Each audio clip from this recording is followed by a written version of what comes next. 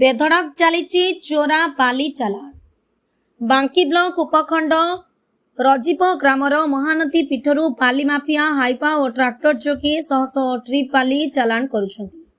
ए घटना को आधार करी काली बैदेश्वर पुलिस गोटे ट्राक्टर जबत करिछि, किंतु ड्राइवर सुशांत पारिक घटनास्थलरू फेरार हो जाइछि। ड्राइवर जनक जणे नाबालक होइथिबा एवं तांकर ड्राइविंग लाइसेंस नथिबार सूचना मिलिछि।